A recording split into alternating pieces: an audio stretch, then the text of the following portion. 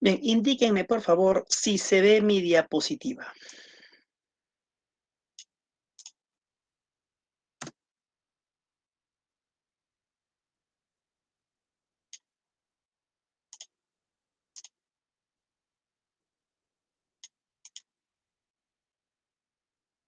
¿Sí se ve? Listo, gracias. Entonces comenzamos. Estoy compartiendo pantalla en este momento, lo que significa que si tienen alguna pregunta, lo escriben en el chat, por favor, para yo leerlo luego. O pueden activar el micrófono para cualquier consulta. Estamos en la semana 10. Concluimos aquí la historia de la filosofía. No concluimos el curso, sino tan solo la historia, puesto que desde la próxima semana veremos una visión temática de la filosofía, ¿no? Ya no histórica.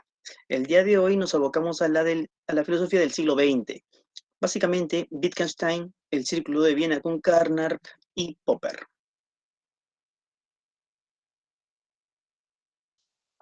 La filosofía analítica es una corriente de pensamiento que tiene por objetivo el análisis lógico del lenguaje, ¿no? Porque considera que no hay propiamente problemas filosóficos. Lo que hay es problemas lingüísticos, ¿no? Lo que hay es una distorsión del lenguaje, ¿no? Los llamados problemas filosóficos por eso no se resuelven, se disuelven. Y esta disolución viene de la mano del análisis lógico de las estructuras del pensamiento, de las estructuras del lenguaje. Por eso es que la filosofía analítica inicia lo que se conoce como giro lingüístico. La filosofía no será tenida ahora como una teoría que da cuenta de la realidad, sino como una actividad dilucidadora del lenguaje. A partir de aquí, también se critica la metafísica, porque la metafísica no es más, o los enunciados metafísicos o las teorías metafísicas no son más que un mal uso del lenguaje. Para entender mejor lo que acabamos de indicar, vamos a hablar de Wittgenstein, Ludwig Wittgenstein. Este autor nace en 1889 y muere en 1951. Estudió ingeniería aeronáutica. Y de la ingeniería se interesó por las matemáticas y luego por la filosofía de las matemáticas, y a partir de ello la lógica. Wittgenstein estudió con Bertrand Russell y con Gottlob Frege. Frege es el padre de la lógica simbólica o lógica matemática, y Bertrand Russell, quien desarrolló el atomismo lógico, filosofía de la que Wittgenstein va a ser un continuador, ¿no? Y uno de sus máximos representantes. La filosofía de Wittgenstein se divide en dos grandes momentos, los mismos que son denominados primer Wittgenstein, o el Wittgenstein del giro lingüístico, y segundo Wittgenstein, o Wittgenstein del giro pragmático. En ambas filosofías, su interés principal fue el estudio del lenguaje, el análisis del lenguaje, la filosofía entendida como análisis del pensamiento lógico. Bien, en esta ocasión vamos a ver sus dos filosofías. Brevemente, abocámonos ahora a la primera de ellas, al primer Wittgenstein, también conocido como el Wittgenstein del giro lingüístico, o también conocido como el Wittgenstein del Tractatus, porque esta primera filosofía de Wittgenstein aparece en su obra Tractatus Lógico-Philosophicus. En este primer Wittgenstein, el autor nos habla de la teoría figurativa del lenguaje o concepción figurativa del lenguaje, ¿no? Para tener una idea, si yo dibujo esta figura, tú sabes perfectamente que esta figura hace referencia a una persona. ¿Por qué? Porque yo he mostrado aquí la estructura de lo que sería una persona, la forma de lo que sería una persona. Digamos que este conjunto de trazos representa a una persona, ¿no? Lo figura. Bien, el lenguaje es exactamente lo mismo. Un conjunto de palabras ordenadas sintácticamente, con una semántica y una estructura lógica determinada que nos permite figurar, representar, mostrar el mundo. Si yo te digo, por ejemplo, que el libro está sobre la mesa, lo que yo te estoy diciendo, ese conjunto de palabras, ¿no? Está representando o queriendo representar algo que estaría se dando en la realidad, el hecho de que haya un libro sobre una mesa. Al margen de si efectivamente hay un libro sobre la mesa o no lo hay, lo cierto es que tú te das cuenta rápidamente que lo que yo te estoy diciendo no es absurdo. Es más, es lógicamente correcto el que yo te diga, o lógicamente válido, el que yo te diga que hay un libro sobre la mesa. Si efectivamente lo hay, entonces lo que yo te estoy diciendo será verdadero. Y si no lo hay, entonces lo que yo te estoy diciendo será falso. Bien, sea verdadero o falso, lo cierto es que el lenguaje está funcionando como una figura de la realidad. El lenguaje está representando algo lógicamente posible, ¿no? Está describiendo un hecho lógicamente posible, ¿no? Eso es la concepción figurativa del lenguaje. El lenguaje es, pues, una figura de la realidad. Por supuesto que te darás cuenta rápidamente cuando se usa el lenguaje de este modo, entonces este tiene que ser preciso, claro, sin ambigüedad.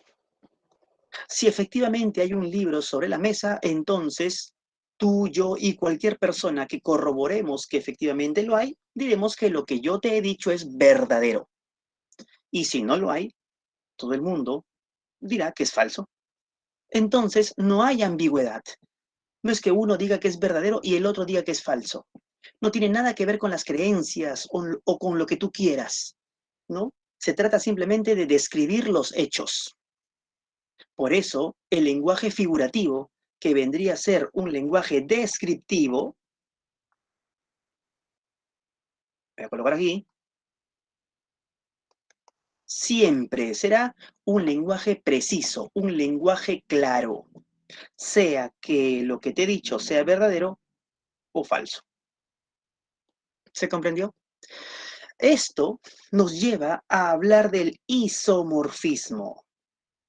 La palabra isomorfismo está constituida de dos vocales latinas, isomorfé, ¿no?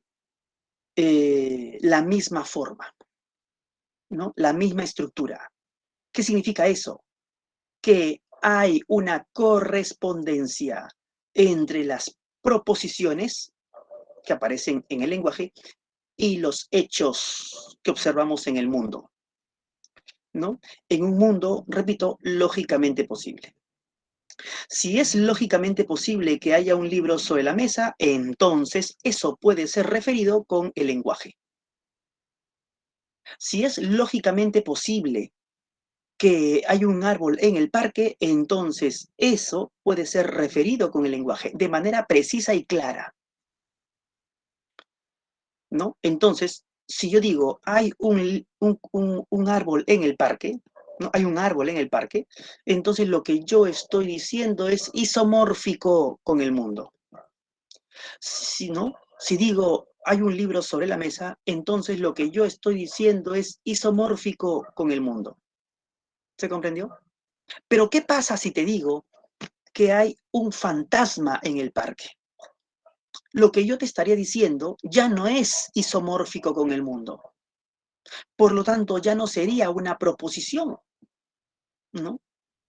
Porque las proposiciones siempre son o verdaderas o falsas. Tú de repente estarás tentado a decir de que el enunciado "hay un fantasma en el parque" es falso. Pero Wittgenstein te diría un ratito. Decir que es falso o decir que es verdadero implica, en ambos casos, corroborar. Pero como te podrás dar cuenta, tú no puedes corroborar en los hechos que haya un fantasma. ¿Se comprendió? El hecho que no veas el hecho que no veas un fantasma en el parque no significa que estarías corroborando al fantasma, porque la palabra fantasma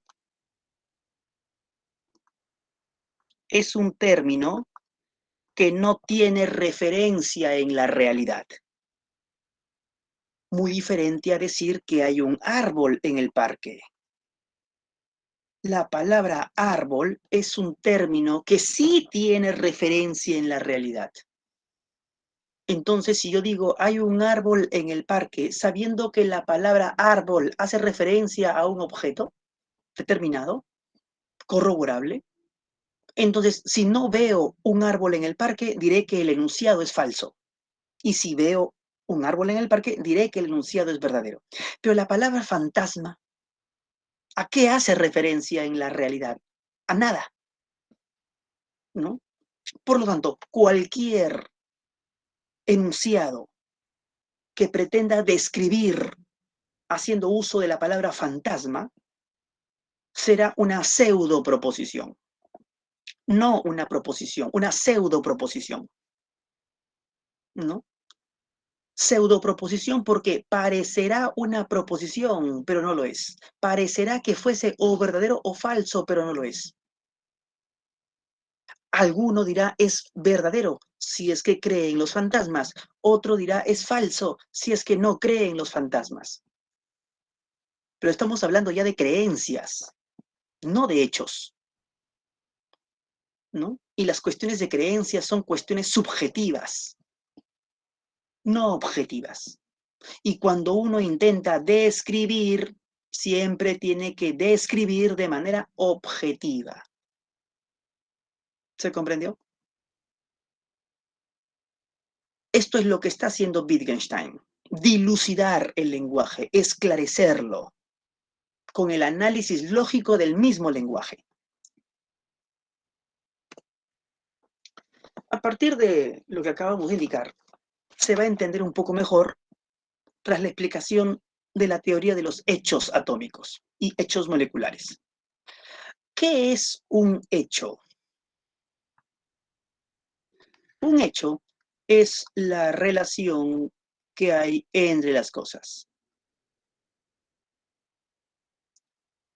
Así, te darás cuenta rápidamente que cuando uno observa la realidad, y te invito a observar la habitación en la que estás en este momento, te das cuenta que tú no ves cosas, tú lo que ves son hechos, porque las cosas siempre están en relación con otras, porque ese cuadro está colgado en la pared, porque ese televisor está sobre un mueble, porque ese lapicero está sobre ese libro, etc. Nosotros los que observamos son hechos, no observamos solo cosas, no observamos cosas aisladas de otras. ¿Qué es el mundo? Se pregunta Wittgenstein y responde, el mundo es la totalidad de los hechos, no la totalidad de las cosas. Y del mismo modo, ¿qué es el lenguaje? No es la totalidad de las palabras, es la totalidad de las proposiciones. Porque son las proposiciones las que muestran una estructura lógica. Las palabras no muestran una estructura lógica. El lenguaje no es un cúmulo de palabras. El lenguaje es un cúmulo de proposiciones. Y si las proposiciones tienen una estructura lógica, entonces el lenguaje también lo tiene. Y si con el lenguaje decimos sobre el mundo, entonces el mundo también tiene esa misma estructura lógica. Eso es lo que ya hemos dicho hace un momento, que se conoce como isomorfismo.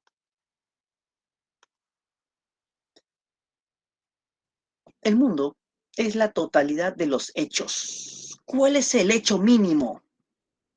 El hecho mínimo es el que muestra la relación entre dos cosas.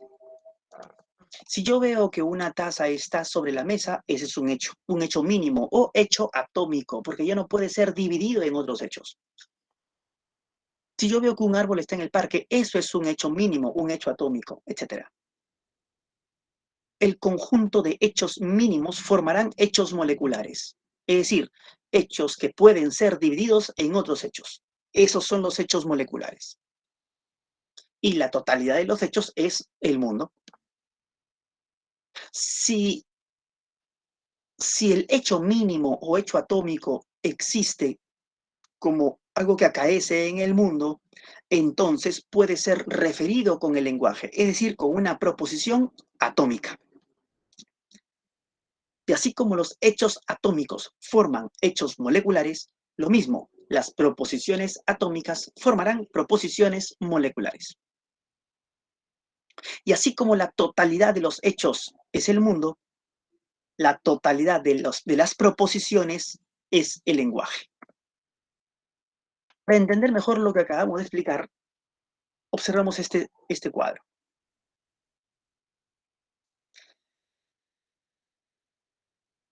Objetos que tienen nombres, sea el idioma que sea. Pero los nombres no nos dicen si son verdaderos o falsos. Esos nos dicen las proposiciones. Las proposiciones simples son aquellas que muestran una sola información, porque están representando a un solo hecho, atómicos. Las proposiciones simples o proposiciones atómicas forman proposiciones complejas, las mismas que nos hablan de varias informaciones. ¿Por qué? Porque están representando varios hechos complejos o hechos moleculares. La totalidad del lenguaje, de las proposiciones es el lenguaje, así como la totalidad de los hechos es el mundo o la realidad. El lenguaje tiene una estructura lógica que nos permite hablar de la realidad. Por eso, acceder al conocimiento de la realidad implicará comprender la estructura del lenguaje. Solo podemos conocer la realidad hasta donde el lenguaje nos lo permita. De ahí que Wittgenstein diga, los límites de mi lenguaje son los límites de mi mundo. Y tú te podrás preguntar, ok, profe, pero con el lenguaje hacemos más que describir, ¿no? Y Wittgenstein te responderá, sí, pero si me has entendido, dice Wittgenstein, de que el lenguaje tiene por función describir, si usamos el lenguaje para otras cosas, entonces lo estaremos usando mal. No lo estaremos usando en su sentido proposicional, sino pseudoproposicional. Las pseudoproposiciones son aquellos enunciados que parece que estuviéramos diciendo, que parece que estuviéramos hablando sobre el mundo, pero en el fondo no estaremos hablando sobre él. El ejemplo que te di hace un momento, ¿no? Hay un alma, ¿cómo era? Hay un fantasma en el parque, ¿no? Hay un fantasma en el parque. Parece que estuviéramos hablando del mundo, de la realidad, de que hay algo al que llamamos fantasma que está en el parque, pero Wittgenstein te diría, y por las razones que ya hemos explicado, que eso no es una proposición, sino una pseudo proposición. ¿Se comprendió? O en términos de Wittgenstein, ¿no? Este autor nos habla de una tipología de enunciados, aquellos que son significativos de aquellos que son asignificativos. Los significativos representan el mundo real, el mundo de las cosas, el mundo de los hechos, y por eso tienen sentido. Si yo te digo, hay un árbol en el parque, sea que haya o no haya un árbol, lo cierto es que te das cuenta que lo que yo te estoy diciendo tiene sentido. O sea, no es ningún absurdo. Y en virtud de que haya o no haya, tú puedes decir que lo que te he dicho es verdadero o es falso. Pero ¿qué pasa con otros tipos de enunciados que Wittgenstein llama asignificativos? Estos no representan el mundo real. Y estos asignificativos son de dos tipos, los carentes de sentido y los sin sentido. Los carentes de sentido son aquellos que no hablan del mundo real, pero igualmente pueden ser verdaderos o falsos, ¿no? Y si son verdaderos, siempre lo será. Y si son falsos, también siempre lo serán. Por ejemplo, 2 por 3 es igual a 6. Ese enunciado es un asignificativo carente de sentido, te diría Wittgenstein. Claro, porque esto es verdadero. Y sin embargo, no te estoy hablando del mundo. ¿Se comprendió? O los enunciados de la lógica, como en este ejemplo que tenemos aquí, o está lloviendo o no está lloviendo, ¿no? Ponemos aquí, lo voy a colocar acá, ¿ya? O está lloviendo o no está lloviendo. Está lloviendo, lo podemos representar con P. No está lloviendo, lo representamos con negación de P. Este O es una disyunción, ahí está. Entonces, ¿qué tenemos aquí? Tenemos lo siguiente, ¿no? Tenemos P o no P. Supongamos que P sea verdadero, o sea que sí esté lloviendo. Entonces no P necesariamente tiene que ser falso. ¿Y eso qué significa? Que toda esta proposición, ¿no? Toda la proposición termina siendo verdadera. O sea, todo esto es verdadero. Si te digo P o no P, es verdadero. Esté hablando de que está lloviendo o está hablando de cualquier otra cosa, ya no interesa si estoy hablando del mundo. Interesa la estructura. En este caso, P o no P. Y termino con decirte que es verdadero. Entonces, al decir P o no P, es un carente de sentido. ¿Se comprendió? Cosa muy distinta sucede con los sin sentido. Los sin sentido son las pseudoproposiciones. Aquellas expresiones que no tienen significado, que no significan nada. Eso hace referencia a que no tienen representación en la realidad. El enunciado, hay un fantasma en el parque, sería de ese tipo, un sinsentido. Y estos sin sentido no son ni verdaderos ni falsos.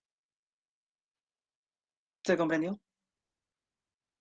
Ahora tú podrás decir, ok, pero yo entiendo perfectamente que, ¿no? El enunciado, hay un fantasma en el parque, puede ser un sinsentido. Pero ¿por qué entonces tanta filosofía, tanto Wittgenstein, ¿no? Tanta gloria a este autor, ¿no? ¿Por qué decimos que influenció tanto en el pensamiento para decirnos algo que era muy obvio, ¿no? Bueno, en realidad, como comprenderás, yo he usado ejemplos básicos para que se entienda rápido, básicamente porque como tenemos el tiempo apretado, ¿no?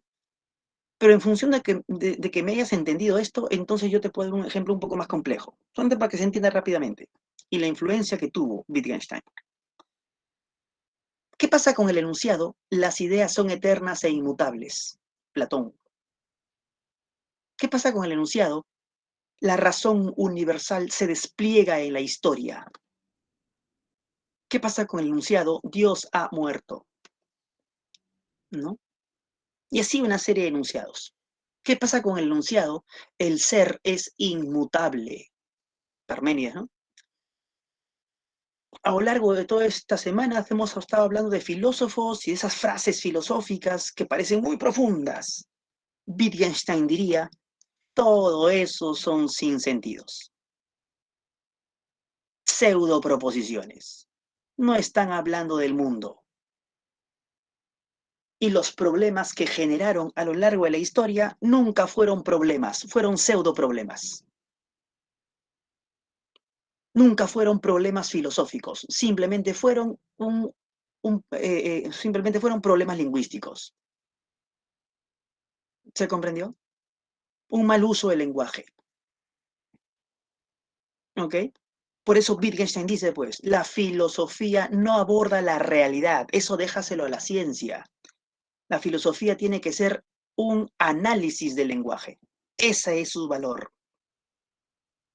Wittgenstein prácticamente con su teoría está echando por tierra 2500 años de filosofía. Y él está haciendo filosofía, por cierto, pero es una filosofía analítica. ¿Se comprendió? Pero no crean que solamente el ataque va hacia la filosofía, también va hacia los enunciados de la ciencia o hacia el lenguaje que ha usado la ciencia durante mucho tiempo. Porque también la ciencia, sin saberlo, claro está, ha estado usando pseudoproposiciones. Fue un estancamiento para el mundo de la física hasta finales del siglo XIX a hablar de una sustancia éter que envolvía el universo, ¿no? Y que se constituía como el soporte para el tránsito de la luz. Porque así como el aire, perdón, así como el sonido necesita un soporte material, que puede ser el aire, el agua, qué sé yo, se pensaba que la luz también tendría que tener un soporte material. Pero como los muchos experimentos que se hacían no permitían detectar ese soporte material, entonces empezó a decir que ese soporte material tiene que ser muy fino, muy tenue, casi imperceptible. Y le llamaron éter. Hoy sabemos que no hay soporte material, que la luz cruza en el vacío. Pero romper con esa idea fue duro y constituyó durante mucho tiempo un obstáculo para la investigación científica.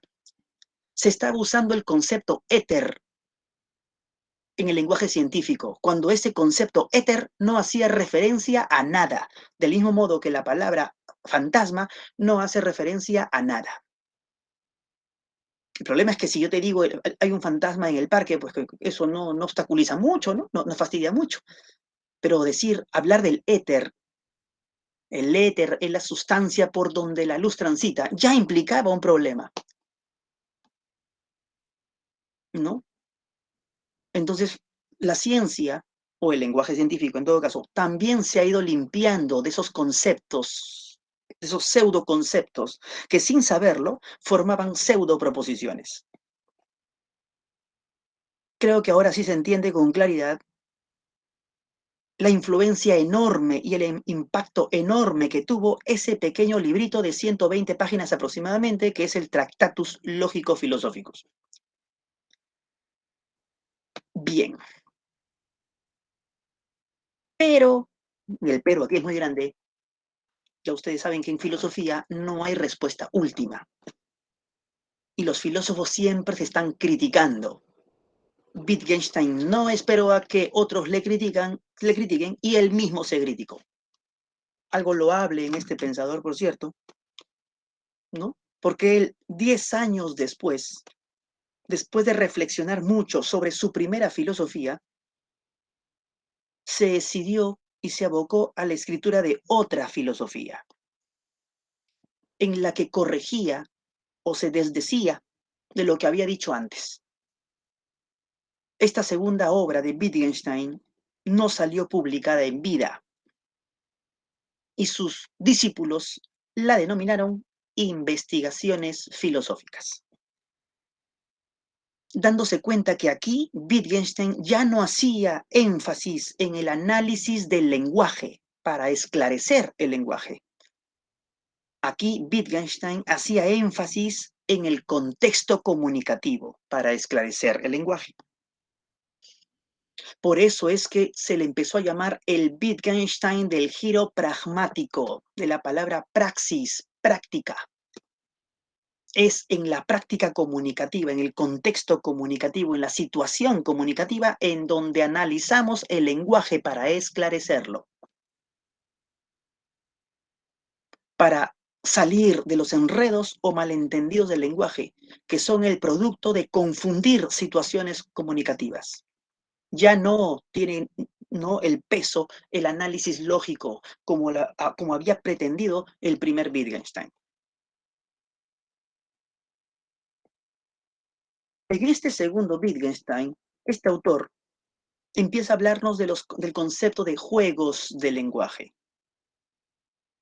El concepto de juegos del lenguaje significa que, de acuerdo a las distintas situaciones comunicativas, nosotros empleamos uno u otro tipo de lenguaje para comunicarnos, porque el lenguaje tiene por función comunicar y no solo describir, como había dicho en el primer Wittgenstein.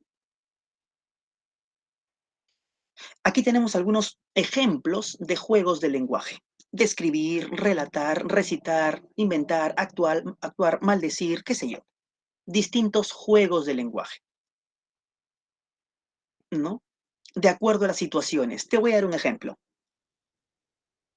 Si yo estoy con mis amigos en el parque y les digo, me voy a mi jato a jatear, ellos me van a entender. Porque estoy en una situación tal que los participantes en la comunicación conocen las reglas de mi juego de lenguaje. Entonces, el lenguaje está funcionando bien. A pesar que estoy hablando en jerga, ellos me van a entender. Entonces, el lenguaje, como tiene función comunicar, funciona bien porque yo les estoy comunicando algo. Pero, ¿qué pasa si en ese momento llega mi abuelo? Entonces yo hablo con mi abuelo y ahí cambia la situación. Yo ya no puedo decirle a mi abuelo, o no debo decirle en todo caso, me voy a mi jato a jatear porque no me va a entender. Y si él no me entiende, entonces yo estaría confundiendo las situaciones. El problema no es el lenguaje, el problema es que nosotros confundimos las situaciones. A mi abuelo yo tengo que hablarle con otro juego de lenguaje, de acuerdo a la situación. Entonces a mi abuelo yo le digo, me voy a mi casa a dormir. Y ahí el lenguaje ya cumple con su función comunicativa, ¿no? Los juegos de lenguaje son sistemas cerrados que atienden a sus propias reglas, en función del contexto y el uso que se haga de ellos en las circunstancias. Imagínate que estás en un juego de tenis y alguien te dice, pásame la pelota.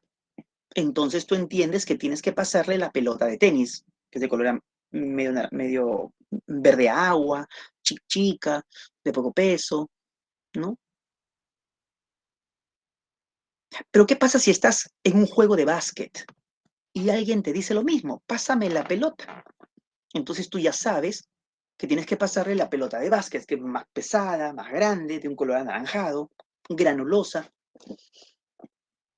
Como te darás cuenta, tú entiendes la situación, pero no la entiendes por la palabra pelota. En sí, la palabra pelota no significa nada. Esa palabra adquiere significado por el uso que se haga de ella en una situación particular. Por eso Wittgenstein decía, pues, el análisis del lenguaje no nos permitirá esclarecer el lenguaje. Eso fue lo que él pensó en el primer Wittgenstein,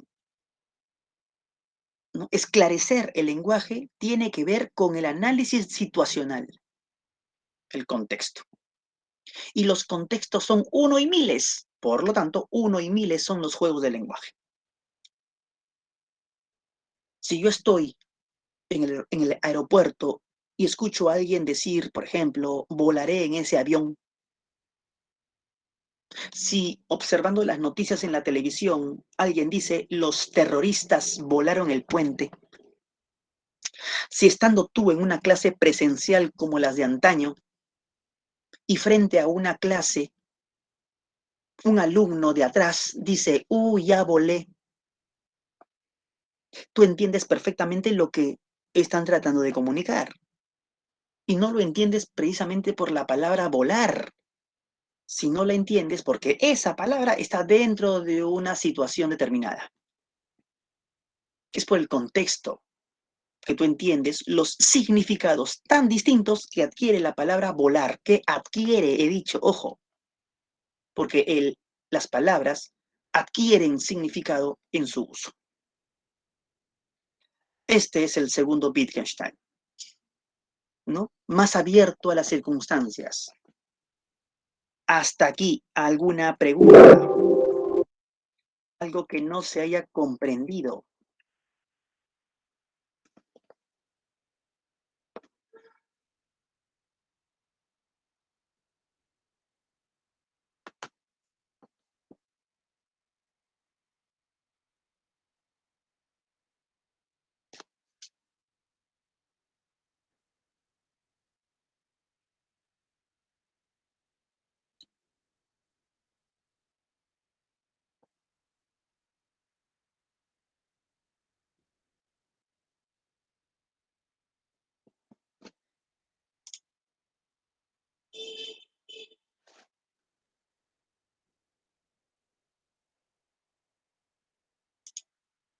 ¿Están ahí?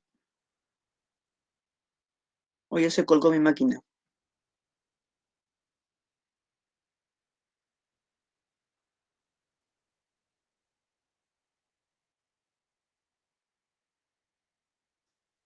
¡Yuhu!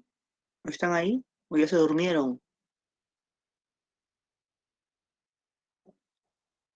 Allá. Gracias, Daniela, por responder. Gracias, Luis, por responder. ¿No? Bueno, continuaré, pues.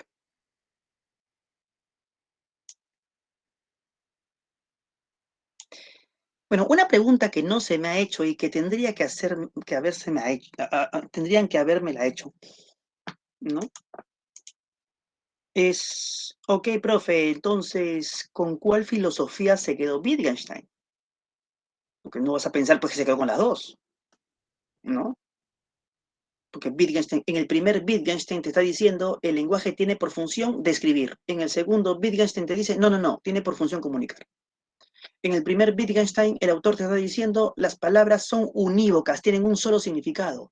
Por eso es posible analizar el lenguaje, ¿no? Para esclarecer el lenguaje. Mientras que en el segundo Wittgenstein te dice, no, las palabras tienen muchos significados, ¿no? Así que el solo análisis no basta, necesitamos analizar el contexto, ¿no? En el primer Wittgenstein, por lo tanto, la lógica tiene un peso importante en el esclarecimiento del lenguaje. En el segundo Wittgenstein te está diciendo, no, ya no tiene ese peso, ¿no? Ya no tiene ese peso, ¿no? En el primer Wittgenstein te está diciendo solamente hay un solo tipo de lenguaje y una sola función, la de describir, ¿no? En el segundo Wittgenstein te está diciendo hay muchas formas de comunicación, muchos lenguajes, juegos de lenguaje. Entonces, y así, ¿no? Entonces, una pregunta que saltaría es, ok, ¿con cuál te quedaste Wittgenstein? ¿Con cuál filosofía? No te puedes quedar con las dos, pues, ¿no? Pues es como decir que la puerta está abierta y a la vez no está abierta, ¿no? Es como si yo te dijese, pues, es de día y a la vez no es de día, ¿no? No, pues bien, ¿no? Entonces, y aunque no me hayan preguntado eso, yo se los voy a responder, ¿ok? Wittgenstein, por obvias razones, por cuestiones cronológicas, ¿no? Eh, él defenderá la segunda filosofía, se quedará con la segunda, ¿no? Y ante esto, tú podrías preguntar, entonces, ¿por qué me estás enseñando a la primera? Si ni siquiera su autor ya la defendía, ¿no? O sea, ¿por qué he perdido el tiempo tratando de entender la primera filosofía? ¿Y por qué, peor aún, por qué me podrían tomar en el examen una filosofía que ya ni siquiera su autor defendía? Entonces yo tendría que responderte. Porque la primera filosofía, si bien su autor ya no la defendía, se empezó a defender sola. ¿Por qué? Porque la primera filosofía fue publicada. Y cuando algo es publicado, ya pertenece al mundo, ¿no? Y otros personajes estuvieron fascinados por esa primera filosofía de Wittgenstein, entre ellos Bertrand Russell, entre otros los miembros del Círculo de Viena y neopositivismo, entre otros muchos más. Les fascinó esa primera filosofía. Y debes comprender que si les fascinó la primera filosofía de Wittgenstein, detestaron la segunda, ¿no? La primera filosofía influenció mucho en unas ramas de pensamiento y la segunda filosofía influenció mucho en otras ramas de pensamiento. Vamos a ver a quiénes influyó la primera filosofía. El Círculo de Viena. Un círculo de estudio, un círculo de investigación que estaban abocados al estudio, análisis y reflexión de la actividad científica. El Círculo de Viena fue un círculo de estudios que se reunían en la Universidad de Viena, ¿no? Sociólogos, médicos, físicos, matemáticos, lógicos, filósofos, todos ellos para investigar la ciencia, para hacer filosofía de la ciencia. Y a esta filosofía se le llamó neopositivismo. ¿Por qué neopositivismo? Porque estaban de acuerdo con las características principales del positivismo del siglo XIX, ese Comte que vimos, ¿no? La única realidad es la realidad de los hechos. El único conocimiento es el conocimiento científico. El único método válido es el método científico, ¿no? El rechazo a toda metafísica y la idea de que con la ciencia la sociedad progresará. Todo eso defendía el positivismo. ¿Y qué defiende ahora el neopositivismo? El Círculo de Viena defiende eso mismo, pero aunan otras cosas más. Aunan el análisis lógico del lenguaje científico. Y ahí está toda la influencia del primer Wittgenstein. La ciencia, para mostrar sus investigaciones, hace uso del lenguaje. Y ese lenguaje tiene que ser esclarecido para que las proposiciones de la ciencia sean proposiciones precisas, claras, y en la medida de lo posible, matematizar el lenguaje científico. Eso defendió el neopositivismo y lo defendió a ultranza, ¿no? Y también la idea según la cual las ciencias tienen que tener una unificación. La unificación de todas las ciencias. Las ciencias no se pueden desarrollar como no se han desarrollado de manera aislada. Y toda disciplina que diga ser científica y se desarrolle de manera aislada a otras, no es ciencia, será pseudociencia. Porque finalmente las ciencias hablan de este único mundo, por lo tanto tiene que haber una unidad en la ciencia. ¿Cuál es el criterio para unificar las ciencias? Ya lo veremos en un momento. El máximo representante del neopositivismo fue Rudolf Carnap, filósofo, físico y lógico alemán.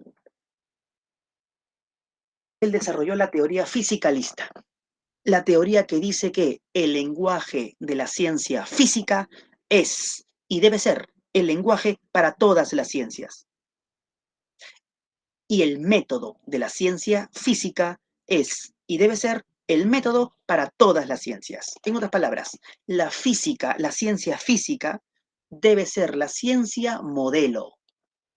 ¿Y por qué la física? Porque para la época, comienzo del siglo XX, ¿no?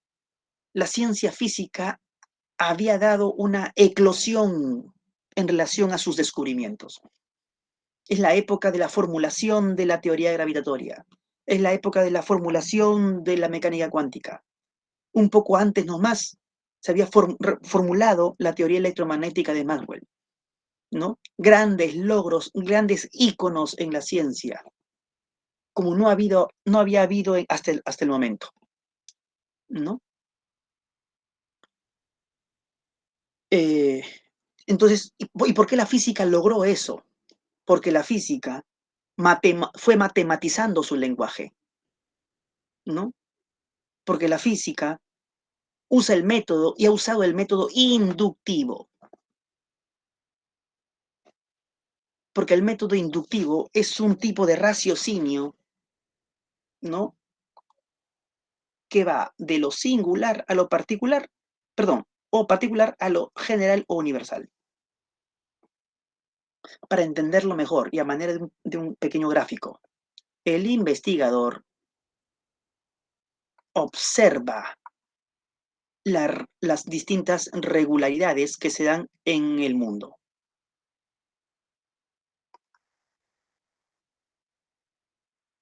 ¿No? En el mundo de los hechos. Observa lo que se da en el mundo de los hechos. Y a partir de ello, de estas observaciones, formula de manera objetiva, porque se basa en los hechos, el conocimiento sobre ellos. Conocimiento que se traslada bajo la forma de ley científica. Cuando uno observa la realidad, observa cosas particulares, casos particulares. Pero a partir de observar esos casos particulares y que son regulados, ¿no? Se formula un enunciado general. Y un enunciado siempre se formula en el lenguaje. Estas regularidades que se observan en el mundo de modo particular se universalizan en el lenguaje. La inducción, por lo tanto, es un proceso que va de lo particular a lo universal, del mundo de los hechos al mundo del lenguaje, de lo concreto a lo abstracto. Y eso garantiza la objetividad.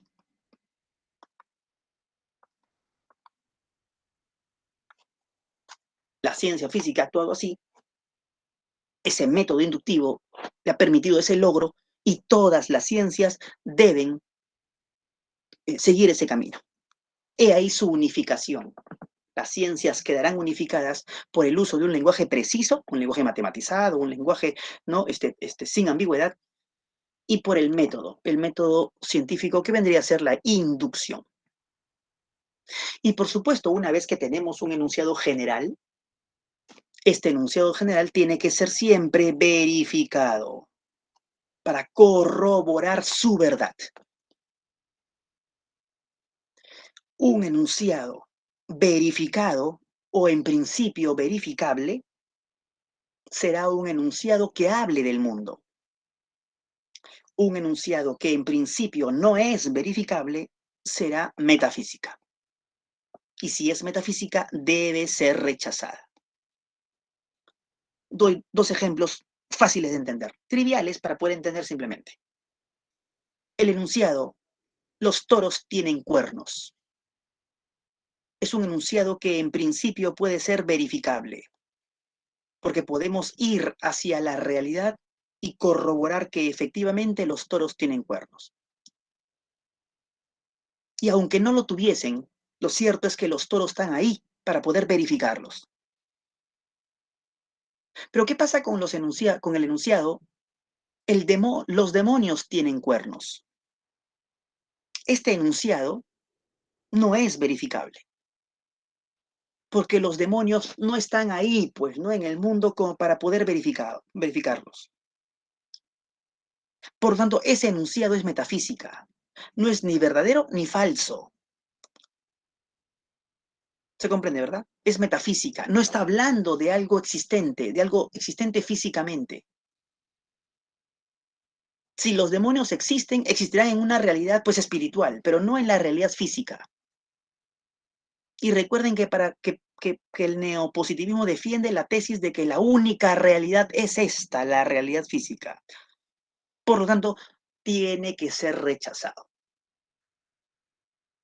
O sea, el enunciado metafísico, ¿no? Tiene que ser rechazado. Porque los enunciados metafísicos, al no poder ser corroborables, al no podérsele corroborar,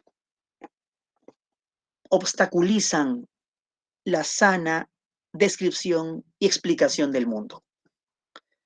De repente tú podrás decir, ok, profe, pero el enunciado, pues los demonios tienen cuernos, ¿qué tanto obstaculizan al mundo? Y yo te diré, sí, tienes mucha razón, porque fue un ejemplo trivial. Pero ¿qué pasa con el enunciado, ¿no? De estas teorías conspiranoicas tan de moda hoy, y como siempre lo estuvieron, ¿ah? Como en el caso de aquellos que defienden la tesis de no vacunarse contra la COVID-19 porque en la vacuna te están introduciendo una especie de chip para controlarte. Y por eso hay tantos que no se vacunan y peor aún, ¿no? Incentivan a otros a no vacunarse, ¿no? Cuando esa formulación es una pseudo formulación, es metafísica, es pseudociencia, dirían los neopositivistas, es pseudociencia, no es nada científico, ¿no?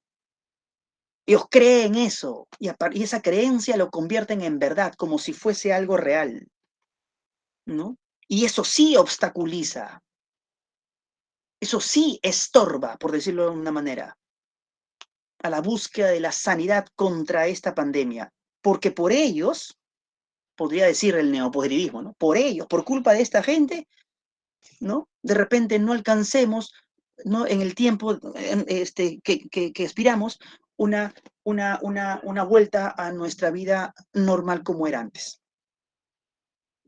¿no? Porque podría ser, ¿no?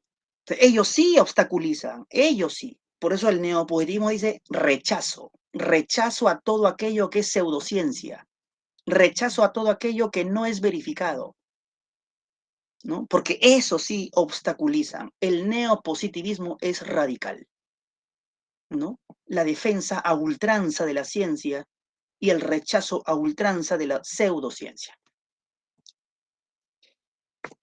Pero en filosofía todo es crítica, recuerda. Así que aparece este gran personaje para la epistemología del siglo XX, Karl Popper y su racionalismo crítico. En términos muy rápidos, si por aquí el neopositivismo del Círculo de Viena y por aquí Popper, ¿ok? El Círculo de Viena defendía que la ciencia tiene por función describir. Popper dice, sí, pero sobre todo explicar. El Círculo de Viena defendía que la inducción es el método de la ciencia. Popper dirá, no, el método de la ciencia es el método hipotético deductivo. El Círculo de Viena defendía que la verificación es el criterio para determinar cuándo un enunciado es un enunciado científico. Popper dirá, no, es la falsación, no la verificación, la que determinará cuándo un enunciado es un enunciado científico. Las metafísicas deben ser rechazadas porque obstaculizan la investigación. Popper dirá no. Es cierto que las metafísicas no hablan del mundo, pero eso tampoco significa que son obstáculos necesariamente para la investigación. Para entender lo que Popper dice, porque se darán cuenta después que Popper está atacando al Círculo de Viena, veamos. ¿Por qué Popper dice que la inducción no es el método de la ciencia? Porque Popper dice eso. Es más, en una obra dice incluso que la inducción ni siquiera existe, ¿no? No se trabaja en la investigación científica ni en ninguna otra investigación cualquiera a partir de la inducción. Eso es un error. Falso, dirá Popper, es decir, que el conocimiento científico parte de la sola investigación objetiva de los hechos. Falso, es decir, que por observar de modo particular los hechos, simplemente y de modo neutral, se establece un conocimiento universal bajo la forma de ley científica. Nos olvidamos, dice Popper, que el científico es un ser humano. Y como ser humano que es, tiene nociones, tiene conceptos, tiene lo que Popper llama tabula plena, un marco teórico que le permite comprender el mundo que observa. Y a partir del marco teórico que tiene, y también a partir del mundo que observa, genera una hipótesis de trabajo, la misma que debe ser corroborada. Y tras esa corroboración se establece el conocimiento científico, ¿no? Para darte un ejemplo, rápido nomás, ¿no? Tuve el siguiente caso. Imagínate un astrónomo de hace 2000 años. Y a su costado, digamos, ¿no? Imagínate un astrónomo de la actualidad. El astrónomo ambos astrónomos están observando el cielo. Y créeme que en 2000 años el cielo ha cambiado muy poquito, ¿ah? El astrónomo de hace 2000 años concibe al mundo, a la Tierra, como el centro del universo y no se mueve. Concibe que la luz es inmediata. Concibe que el Sol y los demás planetas y la Luna giran de manera circular alrededor de la Tierra. Conciben que el universo es hasta donde sus ojos pueden ver. Conciben que la luz, la luna y las estrellas están empotradas en una especie de esferas de cristal. Concibe que la estrella que está viendo está ahí en ese preciso lugar. Y porque la está viendo, existe. Todo ese marco teórico tiene el astrónomo de hace 2000 años. Y a partir de todo ese marco teórico, observa el mundo, ¿no? Y plantea ciertas teorías sobre el mundo. Pero ¿qué pasa con el astrónomo de hoy? El astrónomo de hoy tiene otro marco teórico. Primero, que la Tierra se mueve y no está en el centro de nada. Ni siquiera el Sol está en el centro de nada. Que no es el Sol el que gira en torno a la Tierra, sino que es al revés, que es la Tierra la que gira en torno al Sol. Y no gira de manera circular, sino de manera elíptica. Que el universo es más de lo que hasta sus ojos pueden llegar a ver. Mucho más. Que no existen las esferas de cristal, ¿no? Y que si ve una estrella, hay una alta posibilidad de que el lugar donde ve la estrella no sea el lugar en donde está la estrella, porque la luz se curva, ¿saben eso, no? Y la luz no es inmediata, sino tiene una velocidad. Por lo tanto, cabe la posibilidad de que muchas estrellas que veamos en el firmamento ya no existan, sino que su luz simplemente nos sigue llegando. Todo ese marco teórico y otros más lo tiene el astrónomo de hoy. Entonces, este astrónomo, al ver el mismo cielo prácticamente que el astrónomo de hace 2000 años, porque recuerda lo que te dije, en 2000 años el cielo ha cambiado poquito, ¿no? Va a plantear una teoría muy distinta, pues, para atender al mundo. Y mira que están observando el mismo hecho, pero es por su marco teórico distinto que van a formular teorías distintas. Eso es el método hipotético deductivo. Por lo tanto, la inducción no existe, dice Popper, y lo dice tajantemente. Pensar que, ¿no? Observamos la realidad y de la misma realidad proponemos de manera objetiva y neutral un conocimiento científico. Eso no existe, dice Popper, ¿no? Ahora, ¿qué pasa con los enunciados generales? No se pueden verificar, así que la verificación no es un buen criterio. Recuerden que la verificación defendía el Círculo de Viena. ¿Qué pasa con el enunciado? El mismo enunciado que di como ejemplo, ¿eh? Los toros tienen cuernos. ¿Es posible verificar eso? Decir los toros tienen cuernos significa decir todos los toros tienen cuernos. Es lo mismo. ¿Acaso se ha podido verificar, corroborar en los hechos que todos los toros tienen cuernos? Como para decir que ese enunciado es verdadero. No, imposible verificar a todos los toros. Todos los que existen, existieron, existirán, porque eso es un universal. Como te das cuenta, entonces, un enunciado universal sobre alguna regularidad es imposible de verificar. Por lo tanto, la verificación no existe. Y si no existe, porque no es posible, entonces es imposible hablar de una verdad cuando hacemos referencia a un enunciado universal. No podemos decir que es verdadero el que todos los toros tengan cuernos. Pero sí podemos decir si es falso. Basta que encontremos un toro que no tenga cuernos, basta uno nomás, y el enunciado todos los toros tienen cuernos se viene abajo. En otras palabras, falsar. Ese es el método.